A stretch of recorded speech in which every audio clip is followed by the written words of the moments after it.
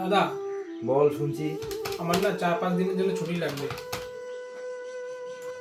আমার ছুটি কি জন্য লাগবে? না মানে বাড়ির সবাইকে নিয়ে একটু তারকেশ্বর পুজো দিতে যাব। তারকেশ্বর দেবী পুজো দিতে? ভালো কথা তো। দাঁড়া, যাচ্ছিস যখন এনে এই 500 টাকা রাখ, আর আমার নামে বাবার কাছে একটু পুজো দিয়ে আসিস। ঠিক আছে দাদা, তোমার নামে অবশ্যই পুজো দিয়ে আসবো। আচ্ছা।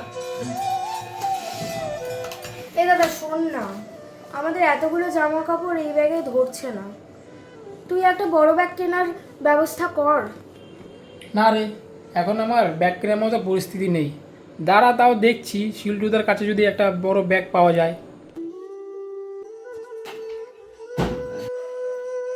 দাদা। আরে সুকেন, এসে গেছিস? হ্যাঁ দাদা, এসে গেছি। আর ওই যে তোমার নামে তুমি পুজো দিতে বলেছিলে না, এই যে সেই পুজোর প্রসাদ। ও, পুজোর প্রসাদ দে। জয় বাবা মহাদেব জয়। আচ্ছা, এসে যখন পড়েছিস তাহলে ওই পেটির থেকে মালগুলো নিয়ে সাজানো শুরু কর। হ্যাঁ দাদা, কিছু বলার ছিল। হ্যাঁ, কি বলবি বল।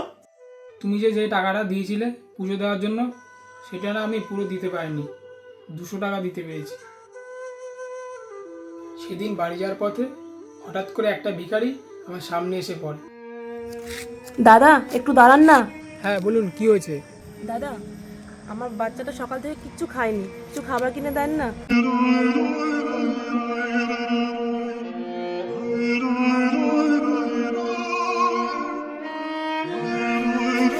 এনে এই 500 টাকা রাখ, আর আমার নামে বাবার কাছে একটু পুজো দিয়ে আসিস।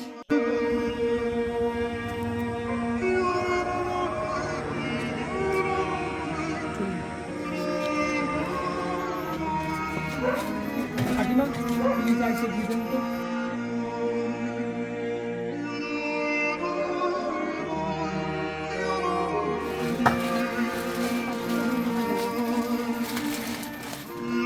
কাকিমা, কত হলো? 300 টাকা। ও, 300 টাকা। এনেন কাটেন।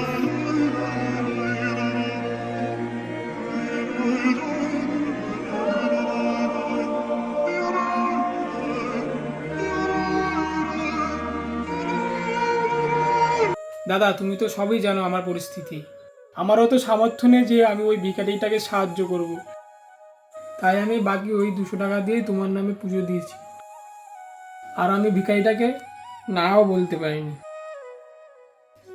আর দাদা, তুমি এক কাজ করো, আমার এই মাসের মাইনা থেকে তোমার ওই টাকাটা কেটে নিও। আরে রাখ, তোর মাইনে কাটার দরকার নেই। তুই যেটা করেছিস ভালো কাজই করেছিস। শোন, একটা কথা সবসময় মনে রাখবি, ভগবান কখনো নিজে এসে কাউকে সাহায্য করে না। মানুষরূপী কোনো দূতকে পাঠিয়ে দেয় অসহায় মানুষের পাশে দাঁড়ানোর জন্য। এবং আমি জানি মহাদেব আমার পুজোটা গ্রহণ করেছে, যার জন্য উনি কাল রাতে আমার স্বপ্নে এসেছিল। আর কথায় তো আছে, জীব সেবাই শিব সেবা।